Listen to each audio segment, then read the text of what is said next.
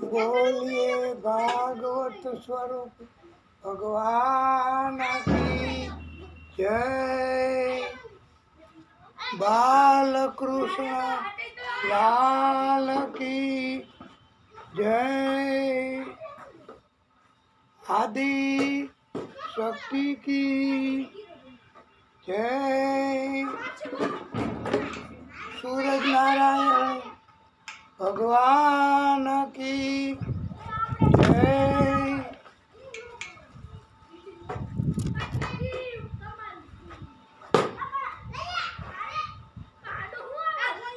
ओम श्री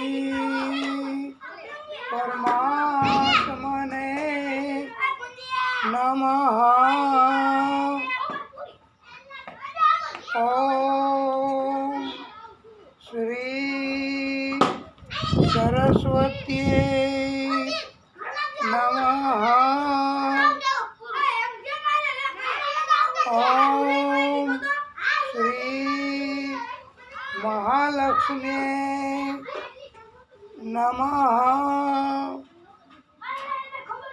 ओम श्री गणेशाय नमः।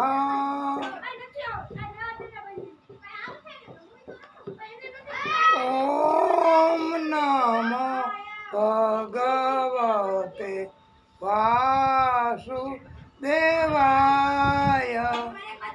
ओम नमो भगवते वासुदेवाय।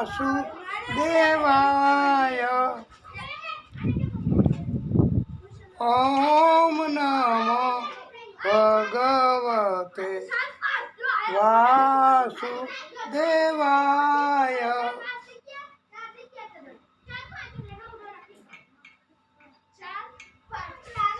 श्री वृंदावन बिहारी लाल की जय।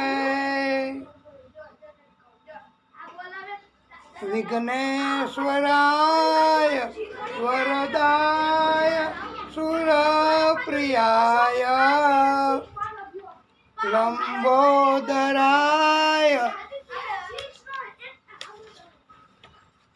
सकलाय जगत्पिताय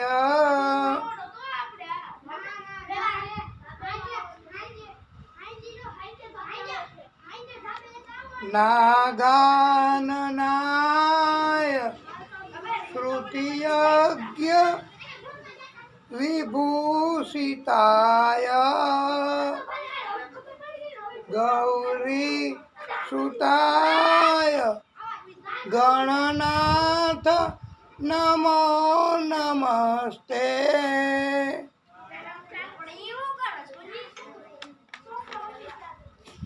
આપણે દરરોજની જેમ મંગલાચરણ એમાં સુરત દાદાની સ્તુતિ, એનું નામ જાપ,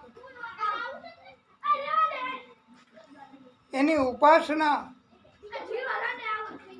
એની ભક્તિ કરીશું. ઓમ સૂર્ય દેવાય નમો નમઃ. ઓમ અરુણ દેવાય નમો નમઃ. ઓમ રવિ દેવાય નમો નમઃ. ઓમ ભાસ્કરાય નમો નમઃ. ઓમ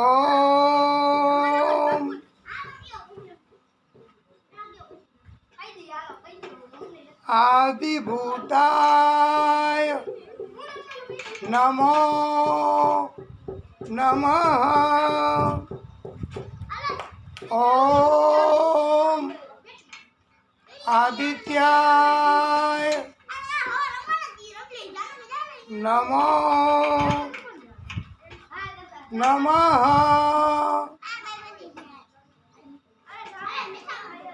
ઓમ અચ્યુતાય નમો નમઃ.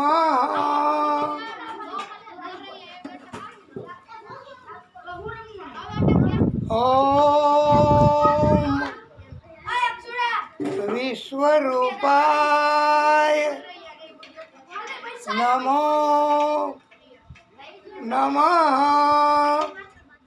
આ વિશ્વરૂપ એ પણ સુરત દાદાનું જ નામ છે. આપણે કોઈ પણ નામ લઈ સુરત દાદા રાજી થાય છે. સુરત દાદાનો પ્રિય મંત્ર એ આપણે બોલીશું અને સુરત દાદાની કૃપા થશે.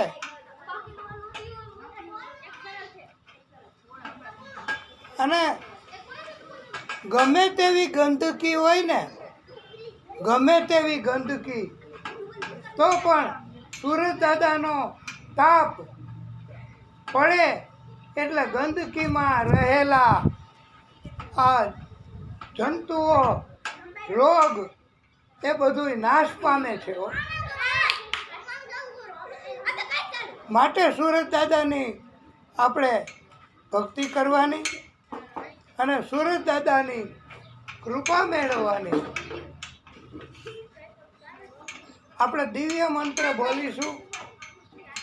તમે પણ બોલાય તો બોલજો, નહીતર બે હાથ જોડીને સ્તુતિ કરજો.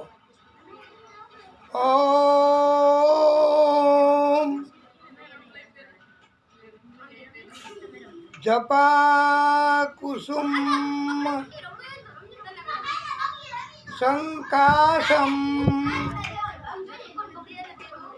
કાશ્યપેયમ મહાદ્યુતિમ તમો રીમ સર્વ પાપઘ્નમ પ્રણતોસ્મિ દિવાકરમ. ભગવાન સૂર્યદેવ એ ત્રણેય લોકના સ્વામી છે.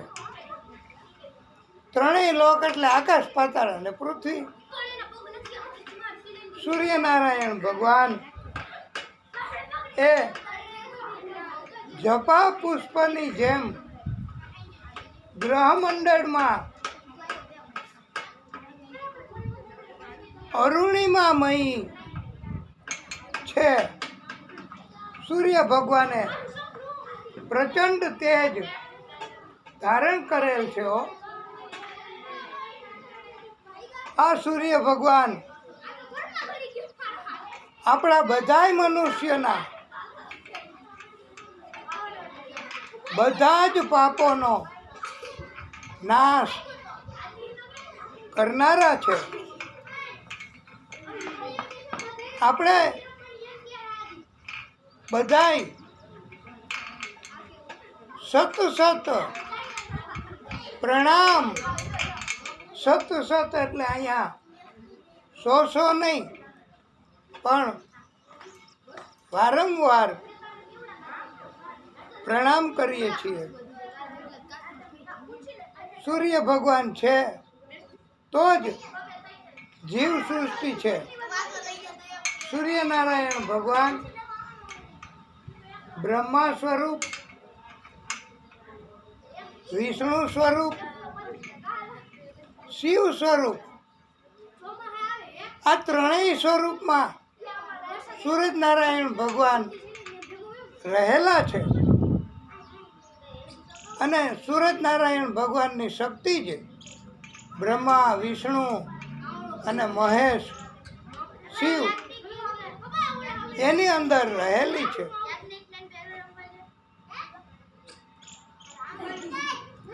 સૂર્યનારાયણ ભગવાન આપણને બધા મનુષ્યોને સુંદર સારું શરીર આપે છે. કંચન જેવી કાયા, સોના જેવું શરીર, એટલે કાંઈ સોના જેવું શરીર ન હોય પણ સૂરજનારાયણ ભગવાનની કૃપા થાય તો શરીરમાં કોઈ જાતનો રોગ લાગુ ન પડે.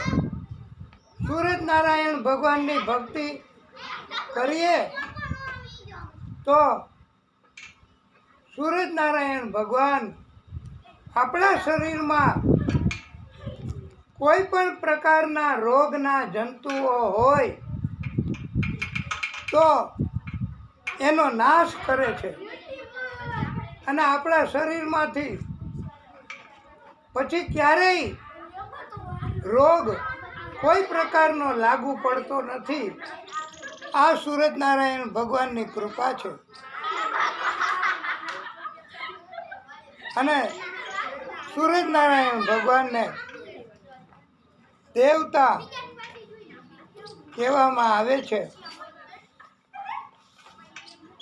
આ સૂરજનારાયણ ભગવાન એના થકી જ આપણે બધા જીવન જીવી શકીએ છીએ.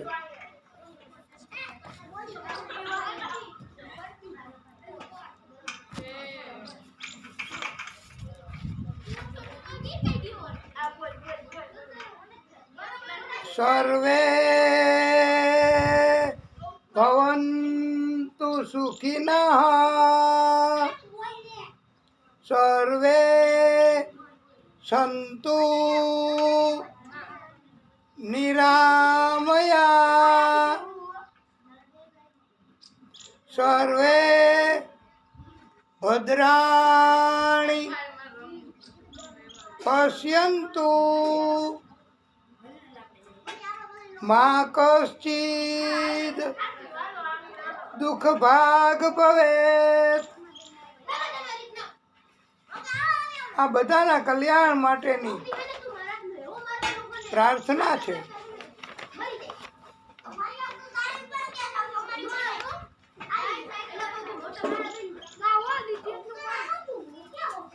આપણે આ મંગલાચરણ નિમિત્તે સુંદર મજાનો શ્લોક કર્યો.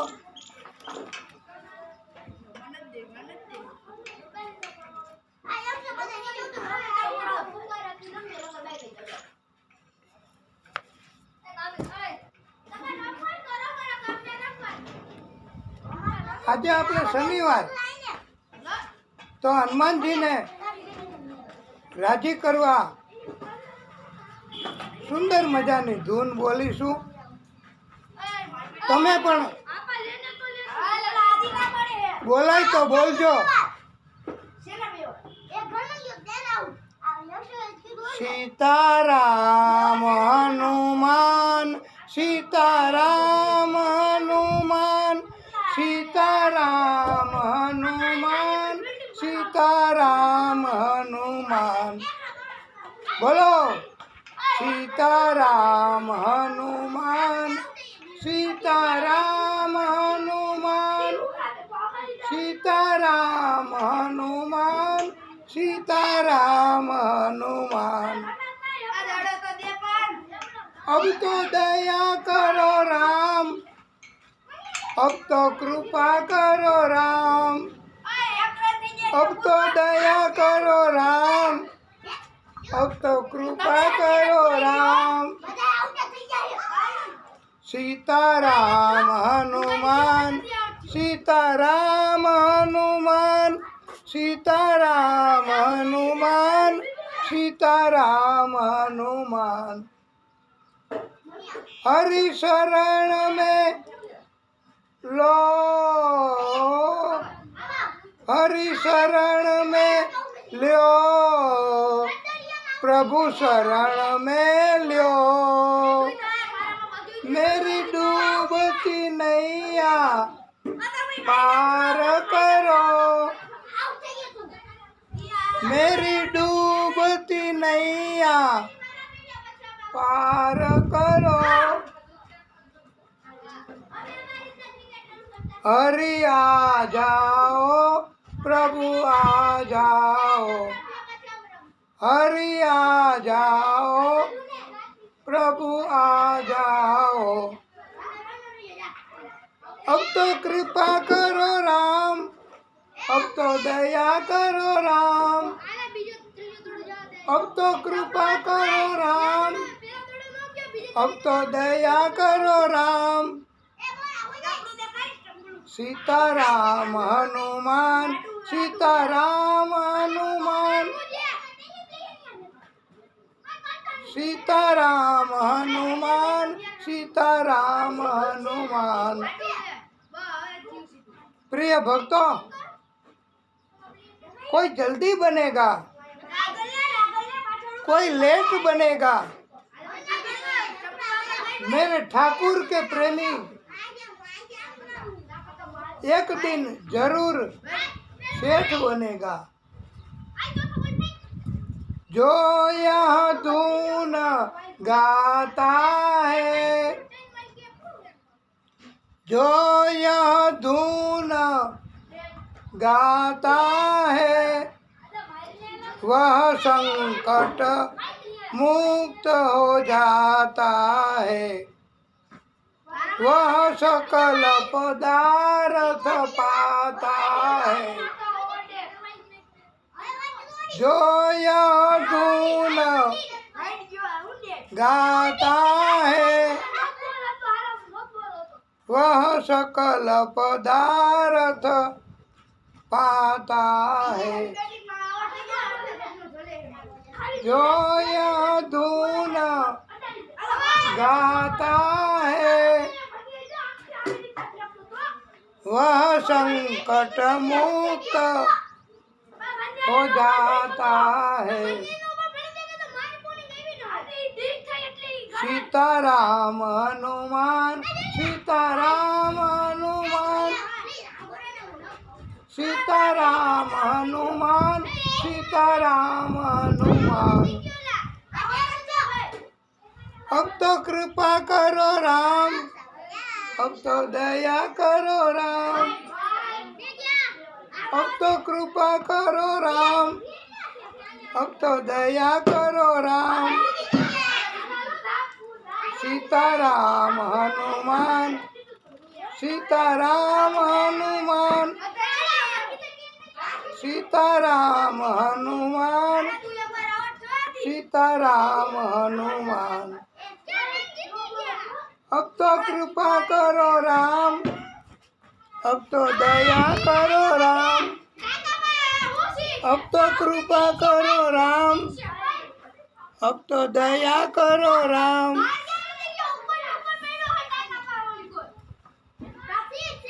सीताराम हनुमान, सीताराम हनुमान, सीताराम हनुमान, सीताराम हनुमान।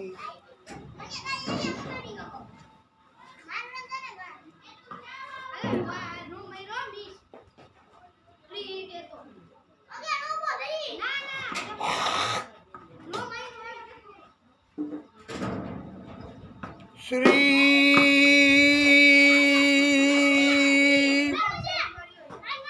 शुकवाच।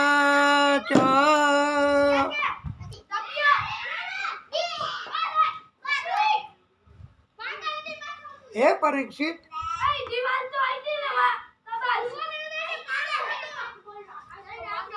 श्रीमद् भागवत महापुराण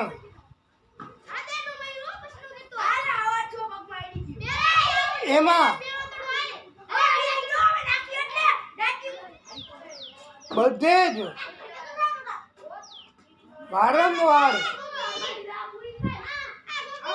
બધે જ વિશ્વના આત્મા ભગવાન હરિનું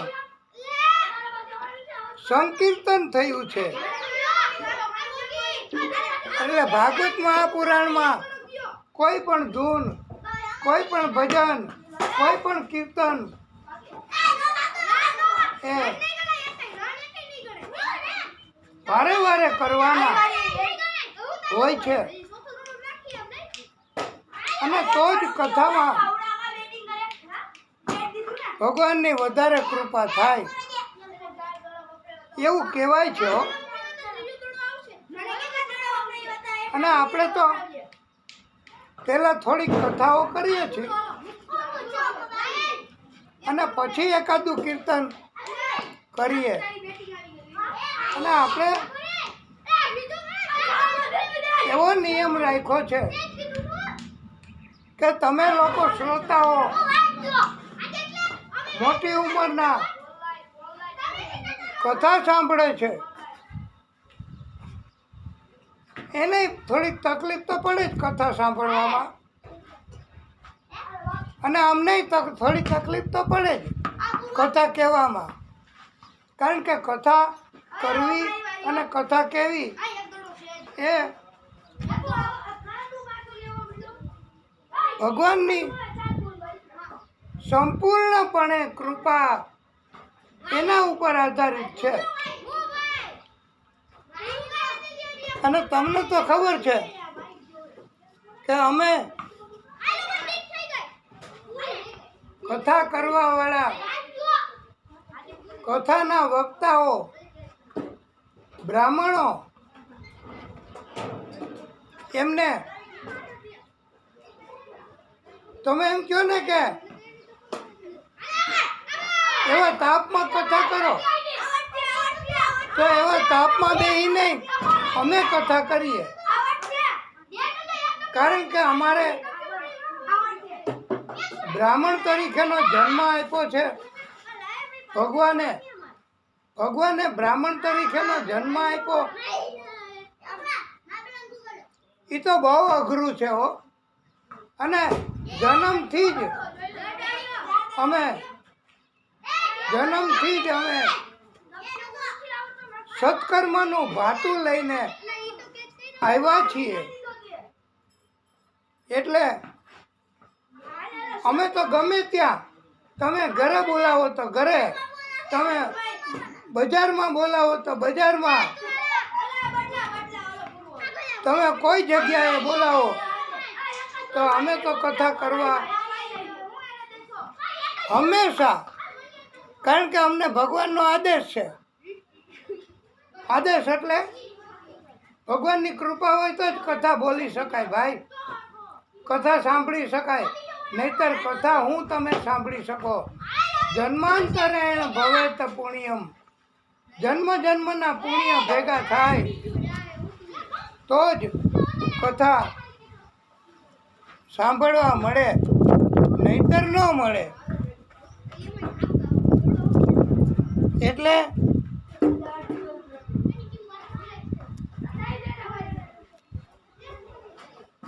સુખદેવ ભગવાને આખા ભાગવતમાં અંતિમ ઉપદેશ પરીક્ષિતને આપ્યો છે.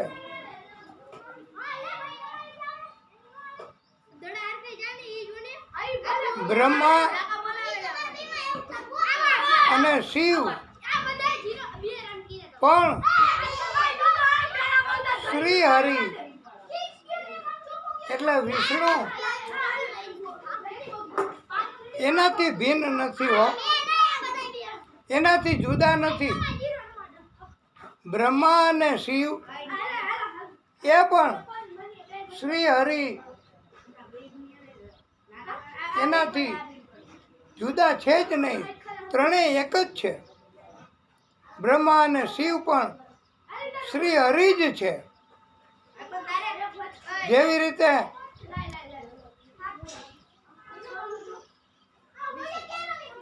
આપણને શરીર અત્યારે દેખાય છે, પછી નષ્ટ થાય.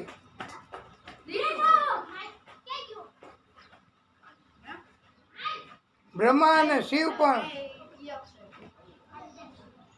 શ્રી હરિ જ છે.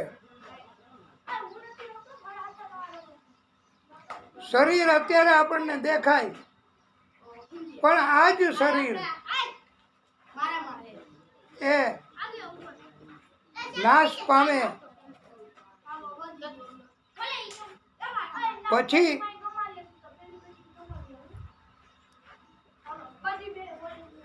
આ શરીર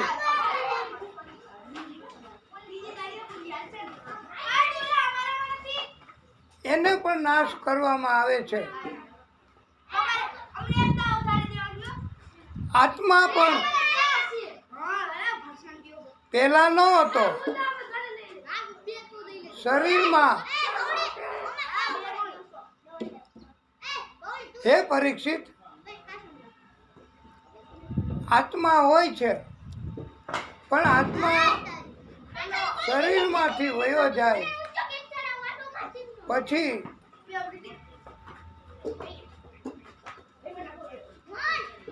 આત્માએ પણ બીજું શરીર મેળવવાનું એ પરમાત્માની કૃપાથી હોય છે. અને એવું જરૂરી નથી કે તરત જ બીજું શરીર મળે. વચ્ચે થોડો ગેપ રહે છે અને ત્યારે આત્મા એમને શરીર વગર રહેવાનું હોય છે. સુખદેવ પ્રભુ કહે છે, હે પરીક્ષિત, આજે 7મો દિવસ વિધિનું વિધાન પૂર્ણ થવાનું છે. તક્ષક નાગ જ્યાં સુધી અમે આ સુખદેવ પ્રભુ કહે છે કે હે પરીક્ષિત, જ્યાં સુધી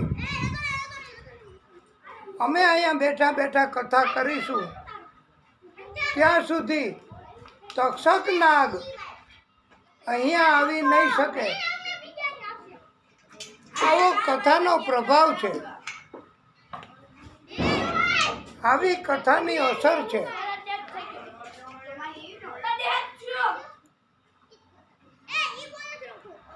કે જ્યાં સુધી કથા ચાલુ હોય, સંતો બેઠા હોય, ભક્તો બેઠા હોય, ત્યાં સુધી દૂષિત આત્માઓ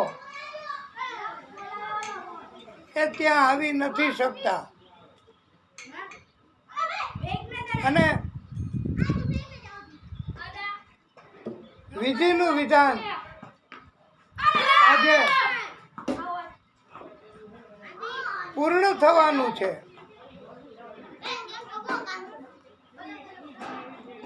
હે પરીક્ષિત,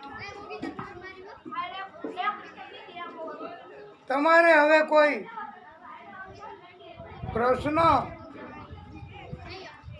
પૂછવાનો હોય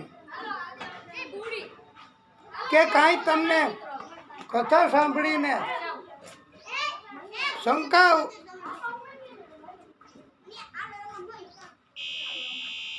ઉપસ્થિત થતી હોય તો તમે અમને પૂછી શકો છો. સુખદેવ ભગવાને પણ કહ્યું છે કે તમને સમજાવવાનો પ્રયત્ન કરીશું, જ્ઞાન આપવાનો પ્રયત્ન કરીશું. માટે અને જો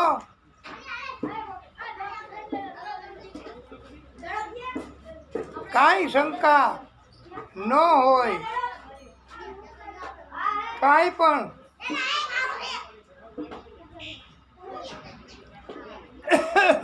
પ્રશ્ન ન હોય તો અમારે હવે 7મો દિવસ, અમારે હવે જવું પડશે.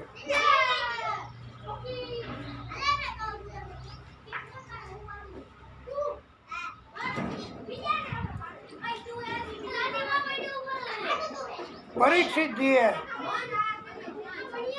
કહ્યું, ગુરુદેવ,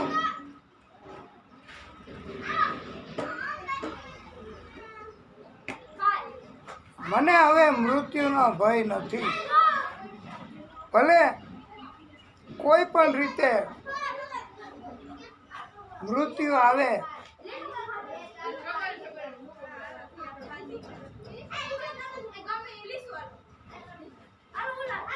આપે હે ગુરુદેવ,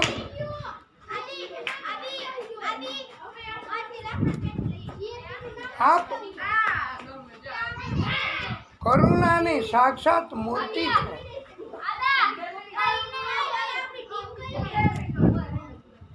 આપે મારા ઉપર હે ગુરુદેવ પરમ કરુણા કરી છે. શ્રી હરિની લીલાઓ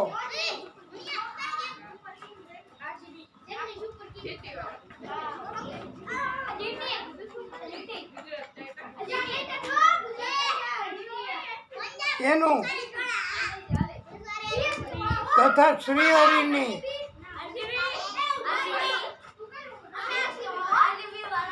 કરુણા એના ભક્તો એની ભક્તિ બાબત સંપૂર્ણ જ્ઞાન આપ્યું છે. શ્રીમદ ભાગવત મહાપુરાણમાં વારે વારે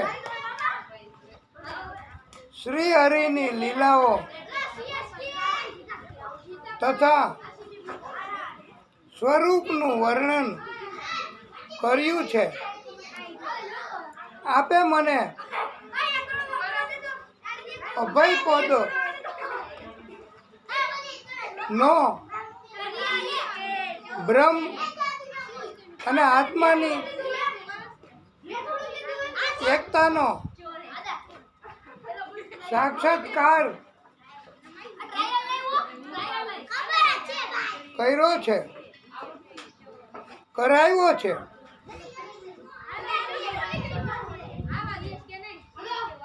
મૃત્યુ એને કોઈ પણ ભક્ત, કોઈ પણ ભગવાન, કોઈ પણ દેવ મૃત્યુને ટાળી શકે એમ નથી.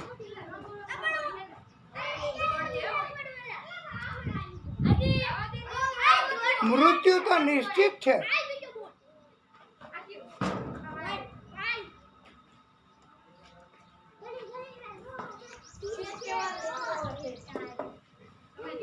અને આપણને પણ ઉપદેશ આપ્યો છે કે મૃત્યુથી ડરવું નહીં, એનો સ્વીકાર જ કરવાનો. બધાએ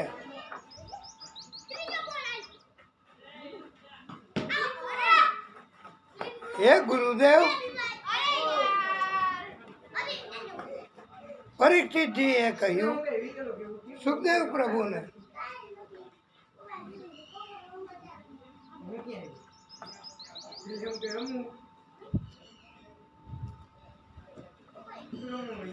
કે મૃત્યુ બાબત કાંઈ પણ વિચાર કરવો એ પણ વ્યર્થ ગણાય છે.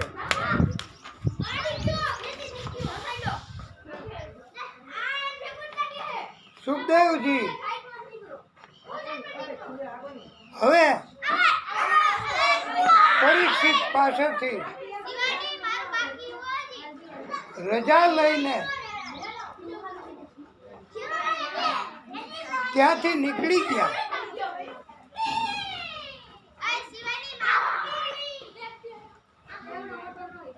પરીક્ષિતજીને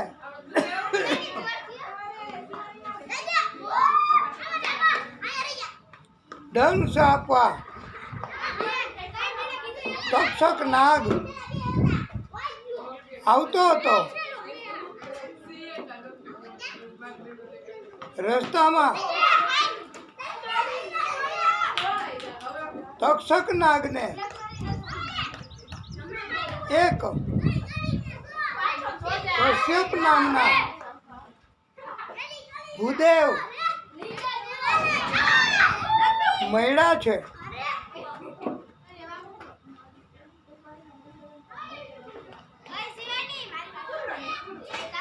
કશ્યપ નામના ભૂદેવે કહ્યું કે ગમે તેવો શરાબ હોય, ગમે તેવું ઝેર હોય, તો હું એ ઝેર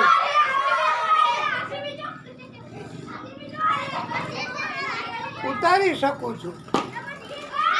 મને આવડે છે.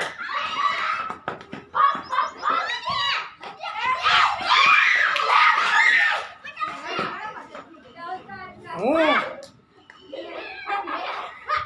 જન્મેજય રાજાના બોલાવવાથી હું એમને ત્યાં જાઉં છું. પરીક્ષિતને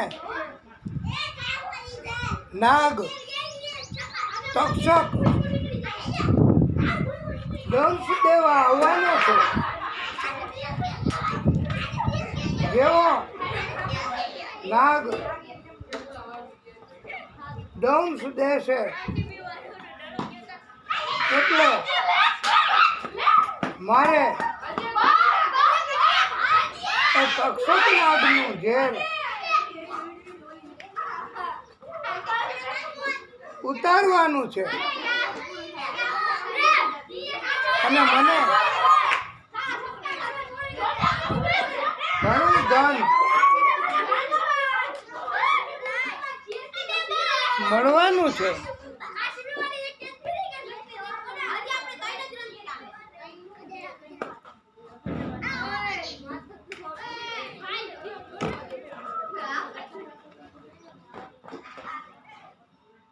કશ્યપ નામના ભૂદેવે કહ્યું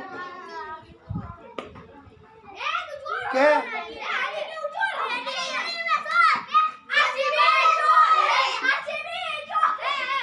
તમારે ખાતરી કરવી હોય તો કરો. ત્યારે તક્ષક નાગ એમણે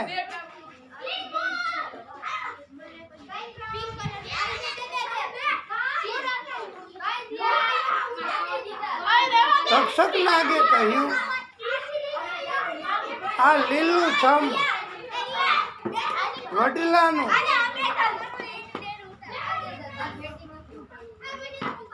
ઘણું મોટું વડવાઈઓ વાળું વૃક્ષ છે અને એમાં હું મારું ઘર ઓકું છું.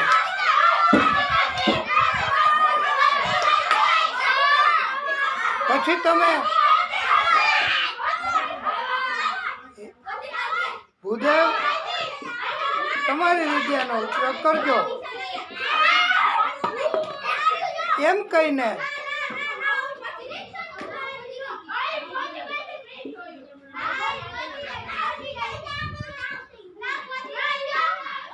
તક્ષક નાગ એમણે વડલાનું ઝાડ હતું એના મૂળમાં પોતાનું ઝેર ઓયકું છે, બહાર કાઢ્યું છે અને પ્રિય ભક્તો એવી અસર ઝેરની થઈ છે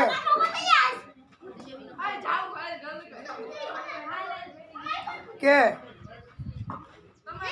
આખું વડલાનું ઝાડ લીલું છમ જેવું પાંદડાવાળું હતું.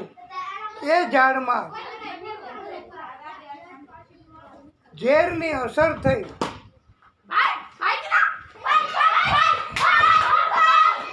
અને ઝેર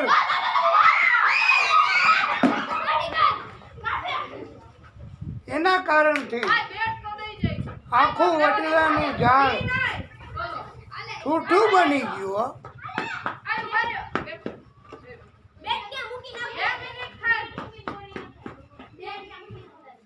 ત્યારે સાવ ઠૂઠું બની ગયું ઝેરના કારણે. લીલું છમ હતું એ ઝેરની આવી અસર થાય છે હો. ગમે તેવા સ્વરૂપવાન, ગમે તેવા સુંદર મજાની કાયાવાળા મનુષ્યો એ પણ ઝેર એની અસરથી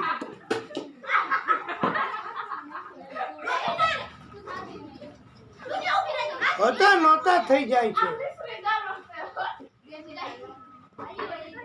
અને સાવ શુક્લકડી બની જાય છે.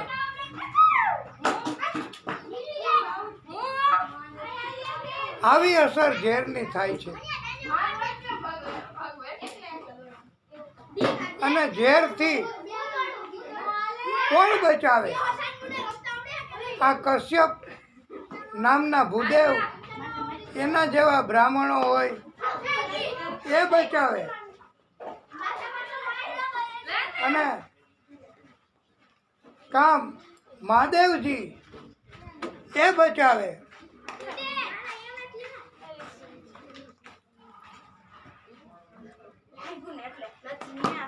બાકી કોઈ ઝેરથી બચાવી ન શકે.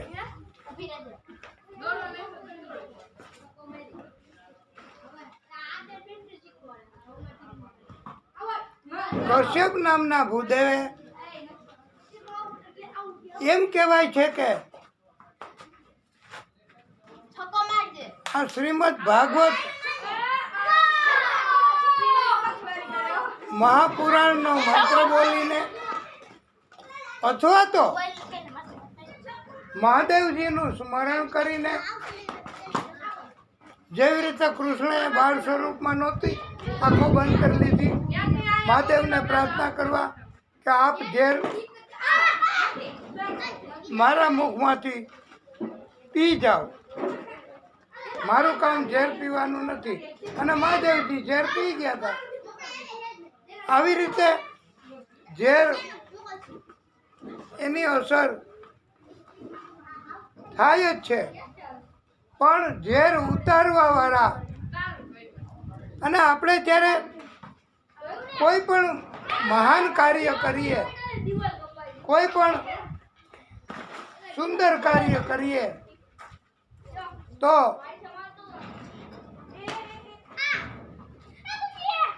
આપણે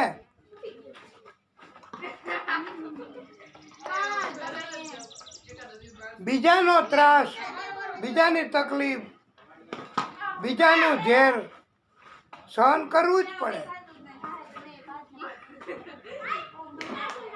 અને ગાળો પણ આપણે સહન કરવી પડે. ઘણા ટીકા ટિપ્પણ કરે તો ભાગવત કથાના વક્તાઓએ એ પણ સહન કરવું પડે છે. કશ્યપ નામના ભૂદેવે મંત્રોચ્ચાર કરીને કાંઈ પણ મંત્ર, એ અમે તો એમ કહીએ છીએ કે ભાગવતનો મંત્ર અથવા તો મહાદેવજીને મંત્ર અથવા સ્મરણ અથવા સ્તુતિ કરી અને જલ છાટ્યું તો વાલા ભક્તો,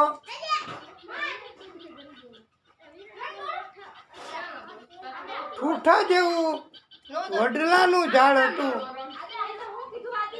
એ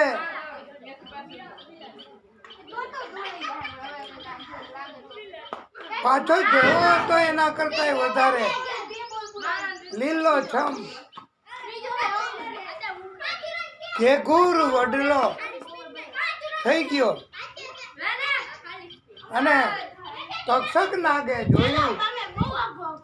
તક્ષક નાગનું અભિમાન એ ઉતરી ગયું હો વાલા ભક્તો. તક્ષક નાગ એમને થયું કે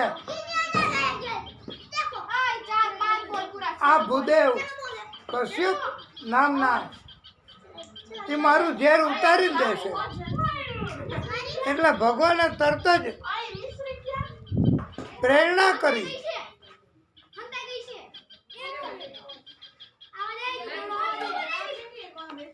અને તક્ષક નાગે કહ્યું કે હે ભૂદેવ,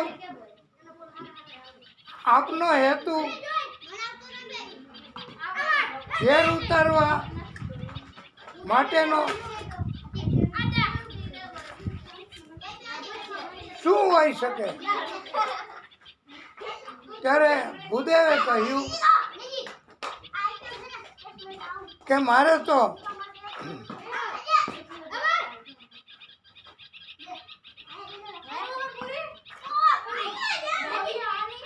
ધન કમાવાની ઈચ્છા છે અને ધન કમાવવું છે.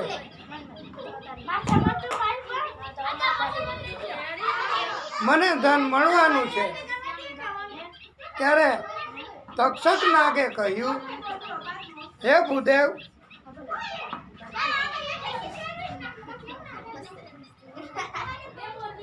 તમને કેટલું ધન મળવાનું?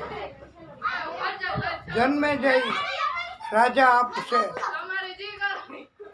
તો ત્યારની વાત હતી. અત્યારે તો 10 લાખ રૂપિયા થાય. તો તક્ષક નાગે કહ્યું કે હે ભૂદેવ, અમે આપને 20 લાખ રૂપિયા આપશું.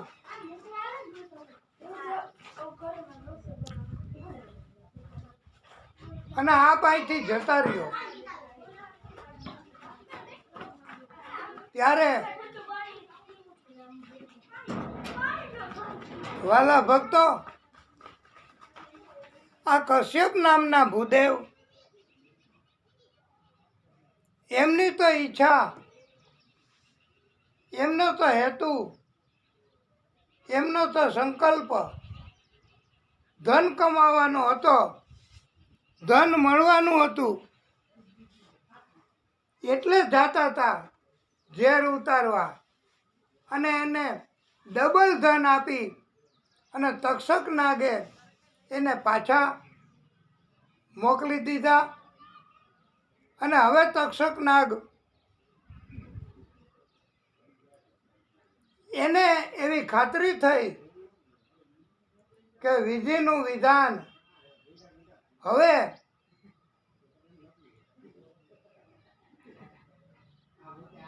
થવાનું જ છે. હવે હું દંશ દેવા જઈશ પરીક્ષિતને. તો હવે વાલા ભક્તો,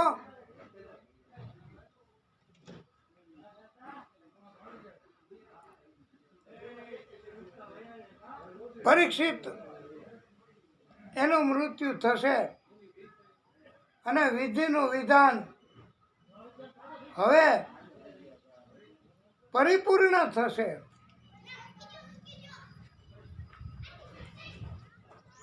એટલે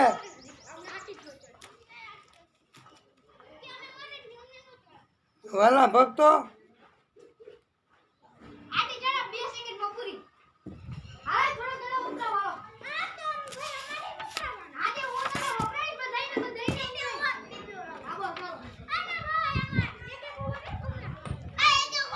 એક કથામાં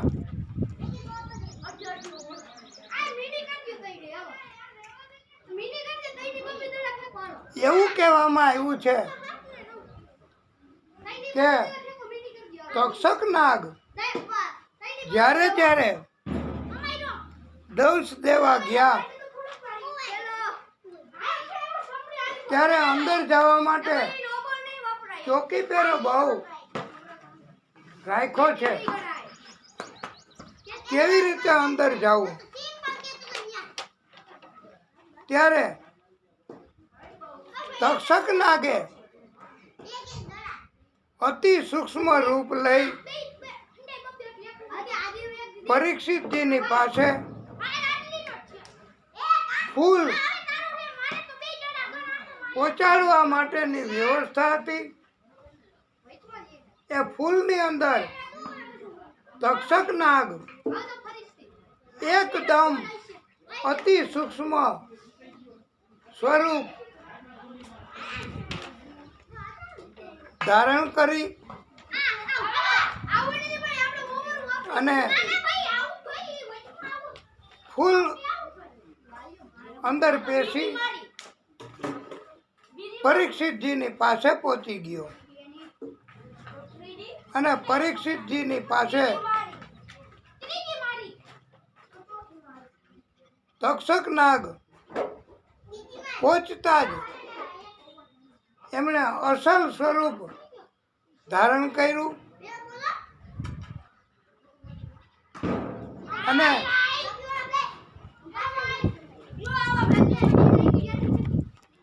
બ્રહ્મ પરમાત્મા એમાં આ પરીક્ષિત એ તો સમાઈ ગયા હતા. અને બ્રહ્મની કૃપાથી તક્ષક નાગ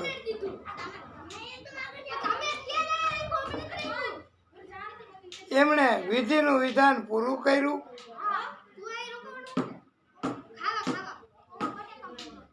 પરીક્ષિતજીનો શરીરમાંથી જીવ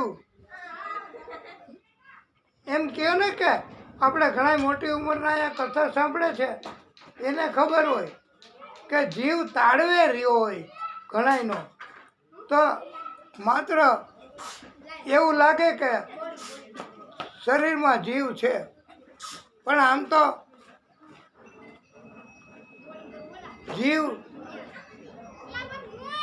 શરીરમાં હોય એવી ઝાંખી થતી હોય એવું લાગે.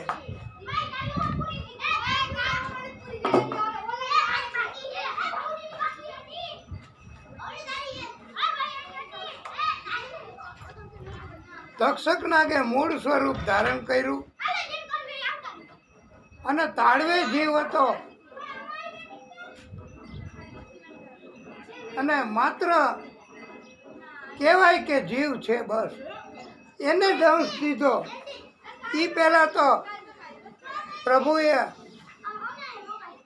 પરીક્ષિતને બ્રહ્મ સ્વરૂપ બનાવી દીધા હતા, પરમાત્મામાં સમાવી દીધા હતા. પછી તો તક્ષક નાગ એણે એના શરીરને જ દંશ દીધો અને લીલું લીલું ઝેરની અસરવાળું શરીર આખું લીલું થઈ ગયું. અને પરીક્ષિત રાજા એનું વિધિનું વિધાન પૂરું થયું, એનું મૃત્યુ થયું. 10 દિશામાં આમ કુલ 10 દિશા છે એમ કહેવાય છે.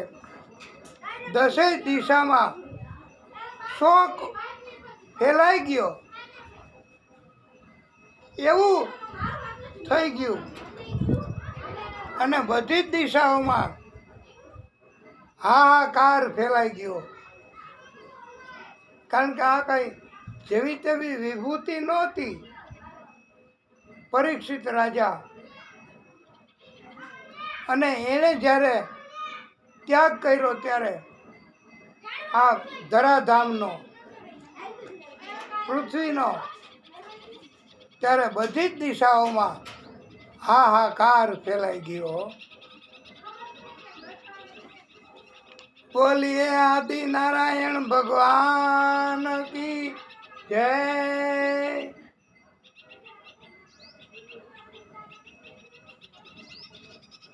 જન્મેજય રાજા એને પણ ખબર પડી ગઈ કે તક્ષક નાગ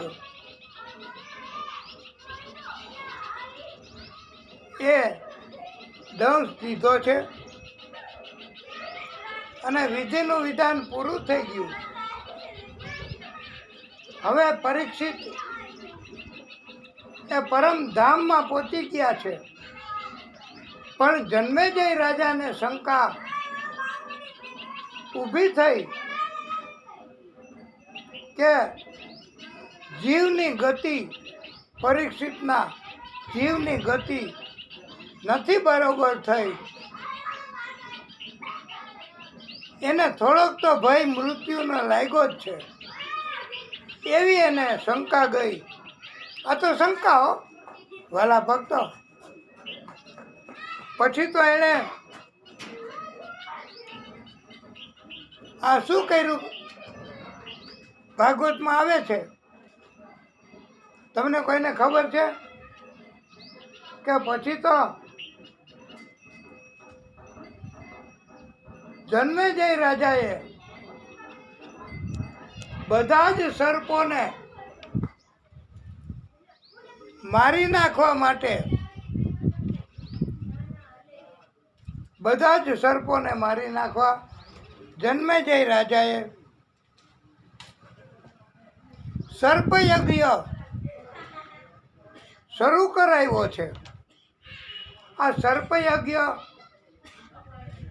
એ એવા પ્રકારનો યજ્ઞ છે કે આવો યજ્ઞ કરે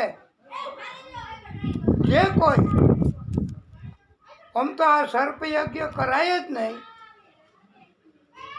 પણ એમ છતાંય વિધિનું વિધાન હોય અને સર્પયજ્ઞ કર્યો હોય તો એમાં યજ્ઞકુંડમાં બધા જ સર્પો જ્યાં હોય ત્યાંથી આવી અને આપોઆપ ઓટોમેટિક બધા સર્પો બળી જાય છે, યજ્ઞમાં હોમાઈ જાય છે. એટલે બધા સર્પોની હત્યા કરવાનું કાર્ય જન્મેજય રાજાએ કર્યું છે.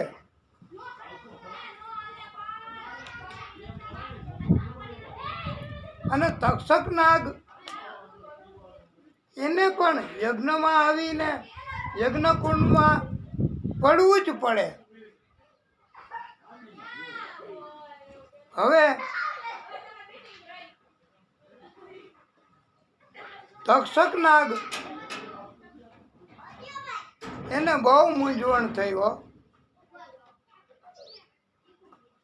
કેવી રીતે આ યજ્ઞમાં, કારણ કે તક્ષક નાગ એમણે એક તો અમૃતપાન કર્યું હતું એટલે મૃત્યુ તો થાય જ નહીં, પણ બળી જાય આગમાં, અને આગમાં બળી જાય તો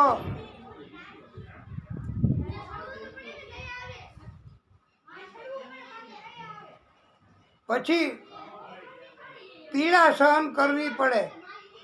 મૃત્યુ આવે નહીં અને પીડા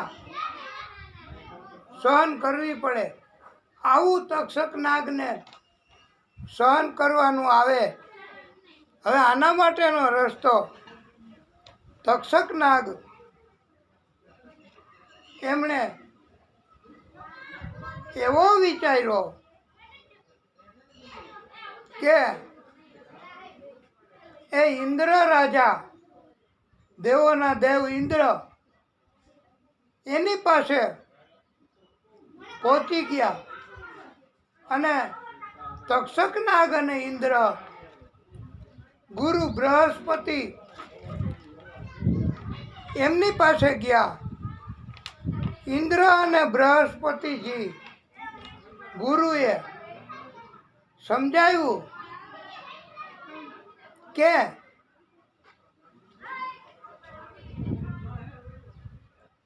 હે જન્મેજય, તમારા પિતાને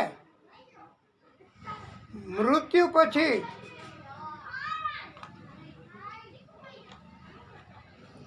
ગતિ જ થઈ છે. અને તક્ષક નાગે વિધિનું વિધાન પૂરું કરવા પરમ શક્તિ પરમાત્મા આદિ શક્તિ એને મદદ કરી છે. એમાં તક્ષક નાગનો કોઈ દોષ નથી અને એને મારવાનું બરાબર પણ નથી. વિધિનું વિધાન હતું. બદલો લેવાનો ભાવ તમારે રાખવો ન જોઈએ.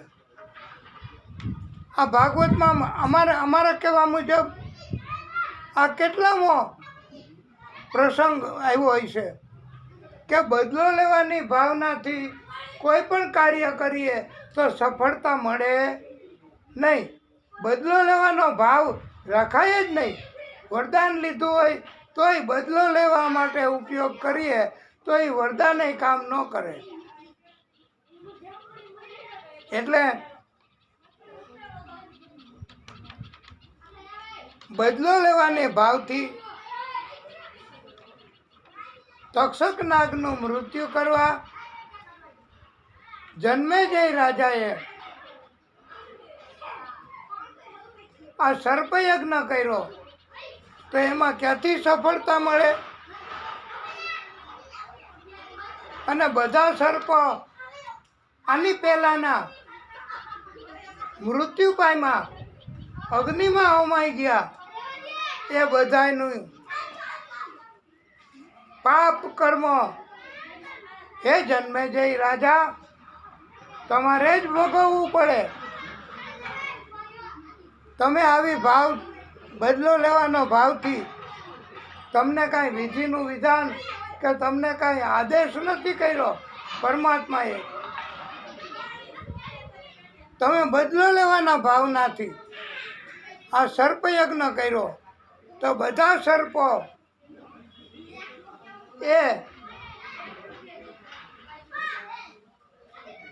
એનું પાપ તમારે ભોગવવું પડશે. અને તક્ષક નાગનો કોઈ દોષ નથી. તક્ષક નાગનું મૃત્યુ થવાનું નથી. યજ્ઞમાં પડી જવાથી, યજ્ઞમાં હોમાઈ જવાથી તક્ષક નાગે અમૃતપાન કરી લીધું છે. એણે બળવું પડશે તો મૃત્યુ નહીં થાય, બહુ ઈજા થશે આખા શરીરે. માટે તક્ષક નાગને હોમવા યજ્ઞમાં એ જરાય બરાબર નથી. અને સર્પયજ્ઞ હવે બંધ કરો. રાજન જન્મેજય રાજાને ગુરુ બૃહસ્પતિજીએ સમજાવ્યા. ઇન્દ્ર દેવોના દેવ એમણે સમજાવ્યું. અને પછી એણે સર્પયજ્ઞ બંધ કર્યો છે. અને પ્રાયશ્ચિત કર્મ કરવા માટે જન્મેજય રાજાએ પૂછ્યું છે કે ગુરુદેવ આ બૃહસ્પતિજીને અને ઇન્દ્રને કે પ્રાયશ્ચિત કર્મ કરવા મારે શું કરવું? ત્યારે બૃહસ્પતિજી ગુરુ સ્વરૂપે હતા અને ઇન્દ્ર દેવોના દેવ હતા. એમણે કહ્યું છે કે હે રાજન, હે જન્મેજય, તમે પ્રાયશ્ચિત કર્મ કરવા દેવી ભાગવતની કથા કરાવો અને બધાને સંભળાવો. વાલા ભક્તો, તમે ખાસ ધ્યાન રાખજો કે કથા ત્યારથી જ કરાવવી એનું પણ પુણ્ય મળે છે અને બીજાને સંભળાવવી એનું પણ બહુ પુણ્ય મળે છે. એટલે ઇન્દ્ર અને બૃહસ્પતિજીએ કહ્યું કે તમે દેવી ભાગવતની કથા કરાવો. ત્યારે જન્મેજય રાજા એમણે વક્તા તરીકે વ્યાસ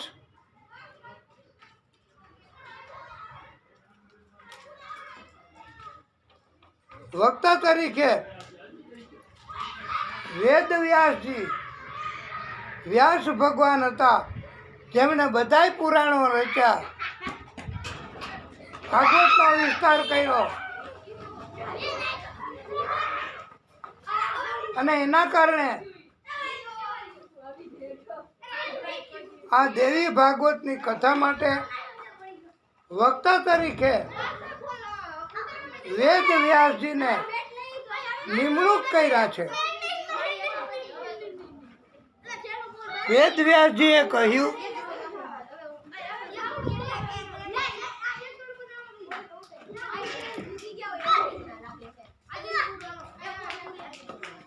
કે મેં ક્યારેય કથા વાંચી નથી,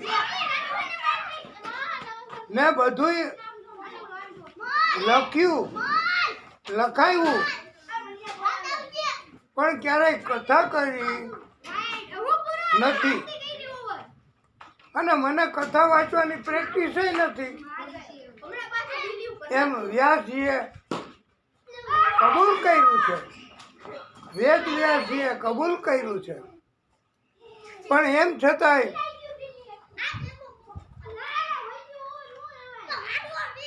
ઇન્દ્ર, બૃહસ્પતિ, જન્મેજય અને બધાયના કહેવાથી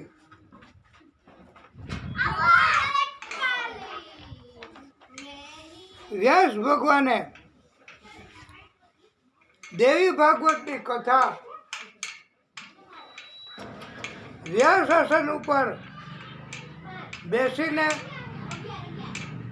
કરી છે. કોઈ દિવસ ક્યારેય વ્યાસ ભગવાન એ વ્યાસાસન ઉપર બેસીને કથા કરી નથી, પહેલી જ વાર. અને એમ છતાંય વાલા ભક્તો કોઈ અનુભવ નહોતો, તો પણ એમણે દેવી ભાગવતની કથા સુંદર મજાની કરી છે.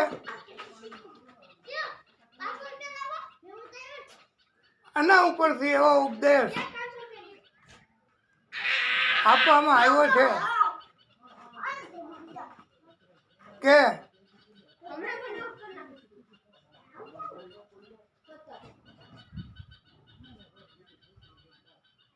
વ્યાસાસન આરૂઢ થઈ કથા કરવા માટે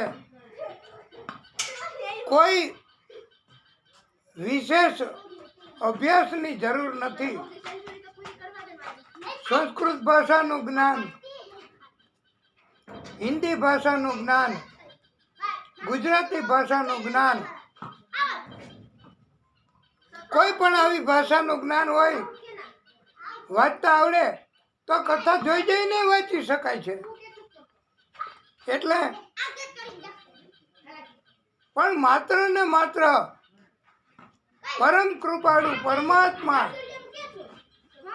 એની ઈચ્છા હોય તો જ કથા વાંચી શકાય, તો જ કથા કરી શકાય અને તો જ કથા કરાવી શકાય, તો જ કથા સાંભળી શકાય. ગમે તેમ તોય આપણને કથા કરવા માટે અને કથા સાંભળવા માટે તમને પણ ભગવાનની કૃપા હોય તો જ તમે સાંભળી શકો. અને કથા કરી શકાય. નહીતર કથા કરવા માટે, કથા વાંચવા માટે કોઈ ડિગ્રી, કોઈ જ્ઞાન, કોઈ અનુભવ એની જરૂર નથી એવું ભાગવતમાં લખ્યું છે. એટલે કોઈ પણ બ્રાહ્મણ એ જોઈ જોઈને કથા વાંચી શકે ભાગવત, અને બીજા શ્રોતાઓ સાંભળી શકે. પરમાત્માની ભક્તિ કરવી જરૂરી હો. ભક્તિ વગર નકામું. ગમે તેને એમ થાય કે હાલો હું એ કથા વાંચવા માંડું, મને કથા વાંચતા આવડે છે, લાવો ગ્રંથ, લાવો કથાની બુક, અને હું જોઈ જઈને કથા વાંચું. અરે ભાઈ, આ જન્મ જન્મના પુણ્ય ભેગા થાય તો જ કથા વાંચવાનું દિવ્ય અવસર ભગવાન આપે. ભક્તિ કરીએ તો ભગવાન કથા વાંચવાની, કથા સાંભળવાની, કથાનું આયોજન કરવાની તક આપે. નહીતર ભક્તિ વગર, માત્ર ભક્તિની જરૂર છે ભાઈ. અને આપણે પણ કથા સાંભળવા માટે તમારે પણ, અને કથા કહેવા માટે અમારે પણ ભક્તિ હજી ઘટતી હોય, કદાચ એવું બને, અથવા તો પરમાત્માની એવી ઈચ્છા હોય કે આપણે જેવી રીતે કરીએ છીએ એવી રીતે કથા ચાલુ રાખવી, એવી પરમાત્માની ઈચ્છા હોય તો આપણે એમ માનીને કથા ચાલુ રાખવી. પણ વક્તા ભૂદેવ હોય બસ, અને ભાષાનું જ્ઞાન હોય એ કથા વાંચી શકે. કોઈ વિદ્વતાની જરૂર નથી હો. હા, ભાગવતની કથા જન્મેજય રાજા, એમણે એમના પિતા એ ગયા ધામમાં, પછીથી દેવી ભાગવતની કથા શરૂ કરી. વ્યાસ ભગવાને દેવી ભાગવતની કથા વાંચી અને ભાગવતની કથાનો વિરામ થયો. દેવી ભાગવતની કથા વાંચી અને કોઈ વક્તા એને ભક્તિ કરી હોય તો જ. અને વક્તા છે એ વ્યાસ રૂપ છે, વિષ્ણુ સ્વરૂપ છે. વક્તા છે એ વિષ્ણુ સ્વરૂપ છે, વિષ્ણુ રૂપ છે. જે કાંઈ વક્તા બોલે, કથા કરે, એ માટે એની અંદર પ્રવેશ કરીને ભગવાન જ કથા કરાવતા હોય છે. માટે કોઈ વક્તાની ટીકા કરવી નહીં, કોઈ વક્તાની નિંદા કરવી નહીં. આપણે સત્કર્મો તો બીજા લોકો ન કરી શકે કોઈ, એ પરમાત્માની ઈચ્છા જોઈએ તો દુષ્કર્મો તો કરવા જ નહીં, કોઈની ટીકા તો કરવી જ નહીં, કોઈની નિંદા તો કરવી જ નહીં.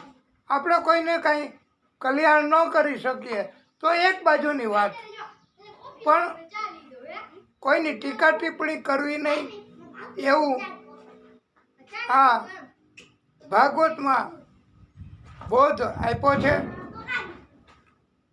અને કોઈ પણ વક્તા કથા કહેવા માટે આરૂઢ થાય વ્યાસાસન ઉપર, એટલે એને વિષ્ણુ સ્વરૂપ માનવામાં આવે છે. ભાગવતમાં શ્લોક લખ્યો છે,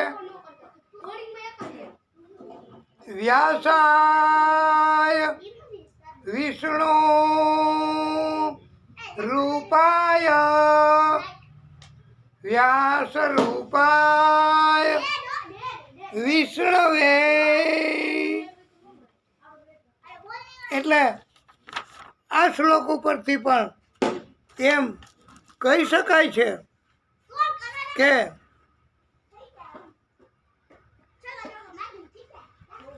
કથાના વક્તા એ વિષ્ણુ સ્વરૂપ કહેવાય છે.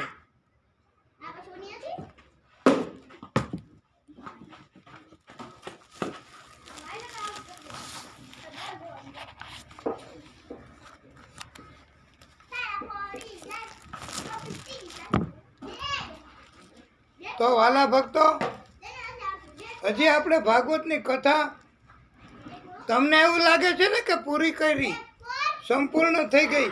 ના ના, કથા ચાલુ જ છે ભાગવતની. અને આગળ હવે હું આવે છે કથામાં એ આપણે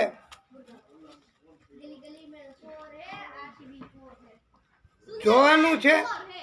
અને આગળની કથા એ હવે આપણે પછી કરીશું. અહીંયા આપણે આ કથાને વિરામ આપીશું. પછી આગળની કથા કરીશું. તો આપણે કથાને વિરામ આપશું. બોલીએ ભાગવત સ્વરૂપ ભગવાન કી જય.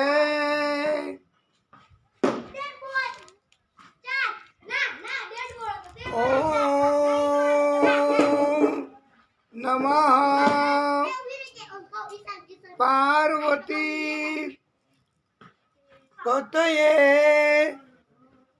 હર હર મહાદેવ હર. વાલા ભક્તો, આજે આપણે આ નિત્ય ભાગવત અંતર્ગત આ કથાને અહીંયા વિરામ આપીશું. કથાને વિરામ.